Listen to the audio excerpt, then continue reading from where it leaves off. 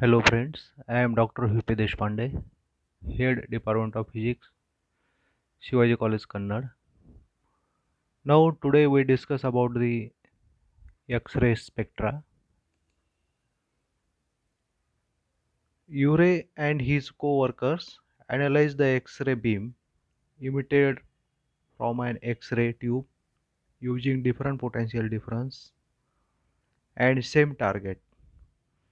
Using tungsten as the target and different potential differences, the intensities of the rays produced are plotted against the wavelength, which is shown in figure. For applied potential difference, 30 kilovolt, 40 kilovolt and 50 kilovolt, the spectrum is white. Now this is a graph for wavelength against intensity. Now this is a graph for 30 kilovolt. This is 40 kilovolt and voltage potential difference is 50 kilovolt. And up to this it is white X-rays. Spectrum is white. But for applied potential difference 70 kilovolt, it is not linear. It get two peaks. Peak 1, this is peak 2. Two sharp peaks are seen. The sharp peak shows the line of characteristic radiation. The line spectra are absent till the potential difference is greater than a particular value. The smoothly varying curves represent continuous spectrum. The superimposed line on the continuous background constitute the characteristics spectrum.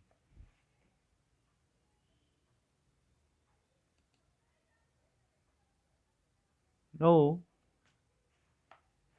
when features of continuous X-ray spectrum, number one, for each anode potential, there is a minimum wavelength lambda minimum below which no radiation is emitted.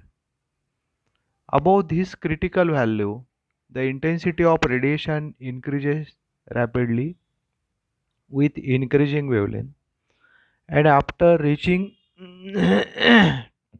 a maximum decreases gradually. The intensity never reaches zero, showing that the radiation contains all possible wavelengths above the minimum limit.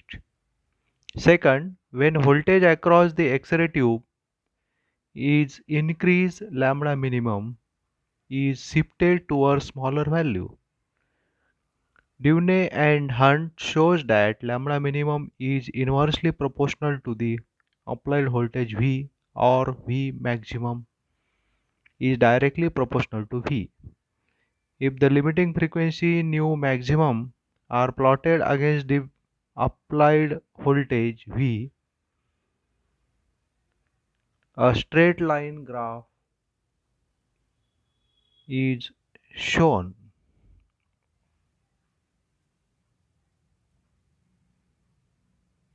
Now, this empirical law, which is expressed analytically as E into V, is equal to H nu max, which is equal to Hc upon lambda minimum. E into V is the kinetic energy of the bombarding electron. If entire kinetic energy of the electron striking the target is converted into energy of the X-ray photon, then E into V is equal to H nu maximum, according to Einstein's theory. But nu max is equal to C upon lambda minimum. Therefore, E into V is equal to Hc upon lambda minimum, or lambda minimum is equal to Hc upon E into V, or lambda minimum is inversely proportional to 1 upon V. Inversely proportional to V. Most of electrons that generate X-ray photon give up only a part of their energy. In this way, Therefore, most of the X radiation is of the longer wavelength than lambda minimum. Thus, the continuous spectrum is the result of inverse photoelectric effect with electron kinetic energy E into V being transformed into photon energy h nu. Now characteristics of X-rays.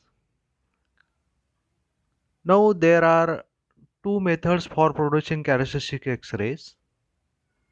The characteristics X-ray of element can be excited by using element as a target in the X-ray tube and thus subjecting it to direct bombardment by electrons.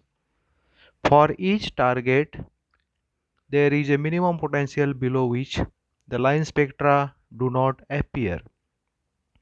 This critical potential difference below which the line spectra do not appear is different for different targets. Molybdenum shows up the line spectra only if the potential difference is above 35 kilovolt. Second, characteristic X-ray of an element can also be excited by allowing primary X-ray from a hard X-ray tube to fall on the element. The primary X-ray must be harder than the characteristic X-ray to be produced. The peaks obtained in the X-ray spectrum gives us a shortest wavelength is called K series.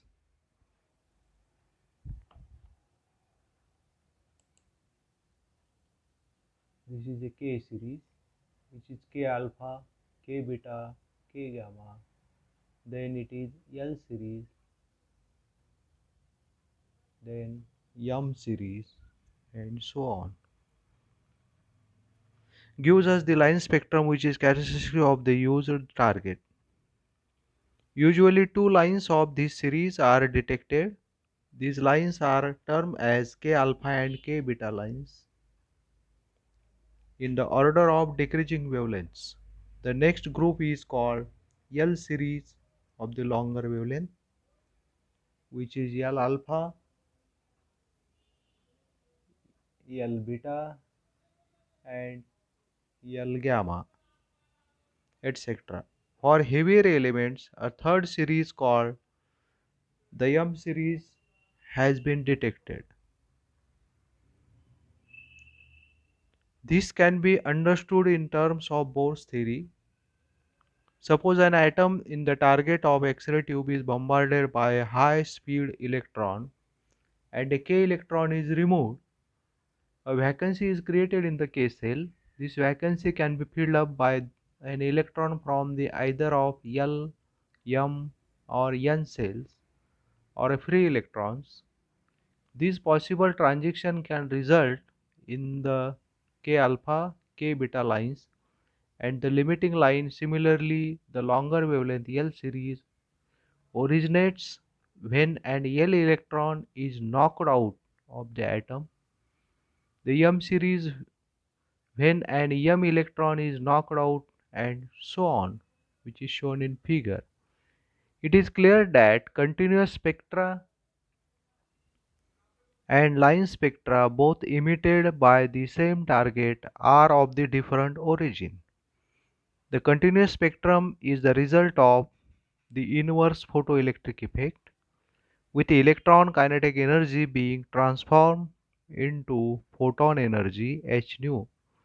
The line spectrum has its origin in electronic transition within atom that have been distributed by the incident electron.